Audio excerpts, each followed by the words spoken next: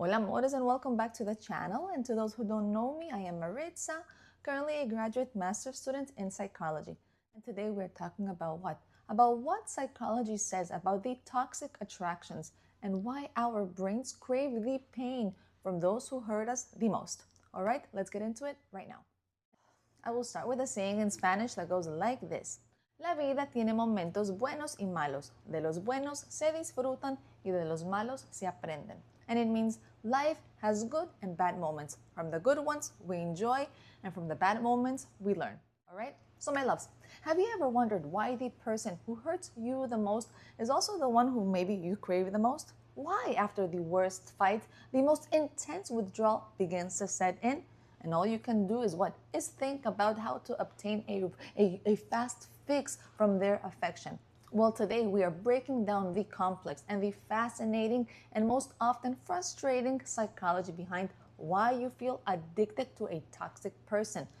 And crucially, how to use that understanding to start taking back your control. So let's talk about the cycle of abuse, because the abuse cycle is not just an emotional roller coaster. No, it's not. It's a finely tuned neurological trap. Understand that.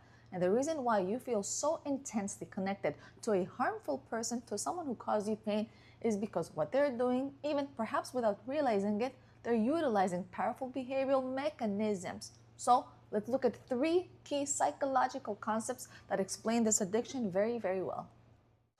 So my friends, first let's talk about something called intermittent reinforcement, because this is the single most powerful tool in shaping our behaviors. In psychology, reinforcement means what? It means we are rewarding a behavior.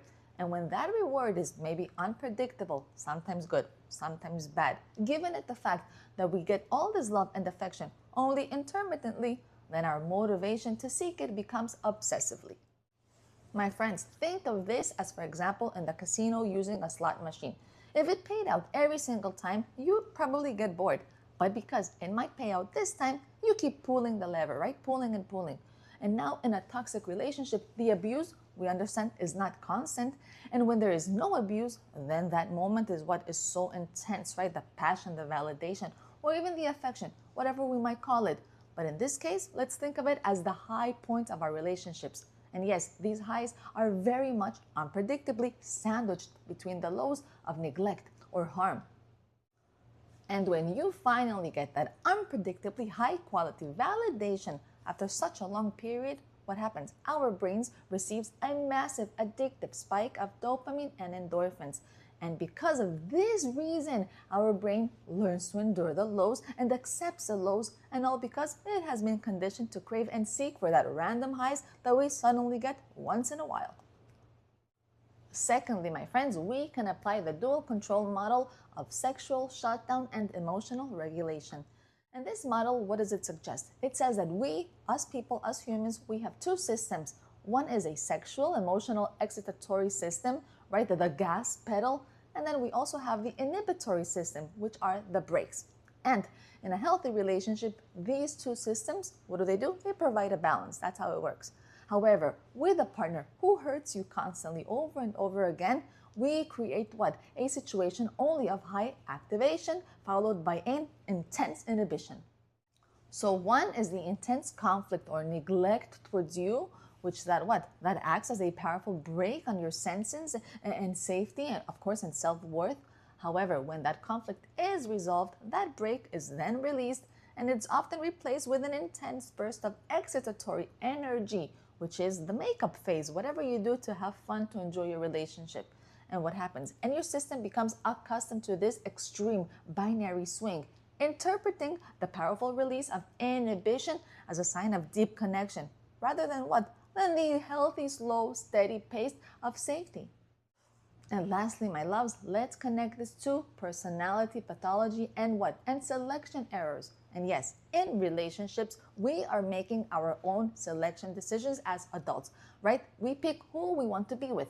However, a highly magnetic or narcissistic partner can seem like an incredible prospect. Initially, of course, they are what? They are so truthfully positive. They are often so dominant and so confident that they tell you even that they love you since the beginning, right? They shower you with attention Even maybe they might even shower you with presents or flowers or little things. And all these signals are linked to the neurobiology and the social dynamics that we are wired to find very attractive in a partner.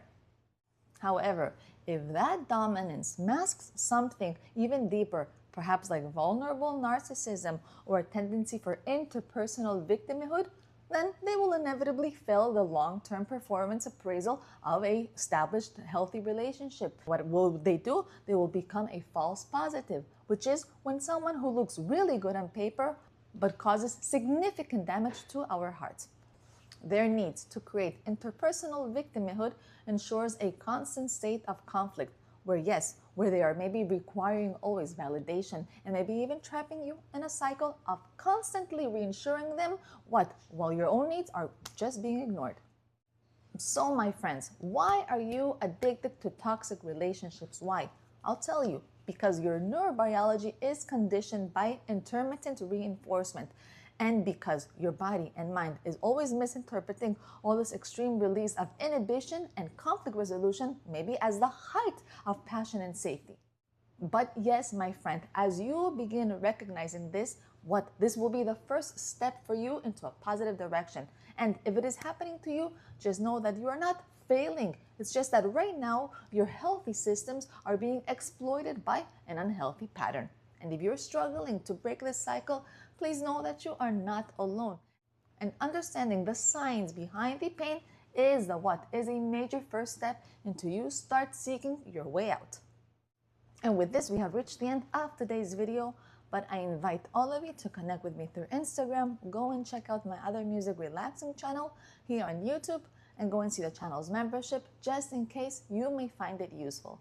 Once again, I am Maritza. I know that I will try my best to continue always keep bringing you ways on how to create a better bond with yourself and a more meaningful relationship with all those around you. Mwah. Till next time. Ciao, ciao, my loves. Ciao, ciao, my amores.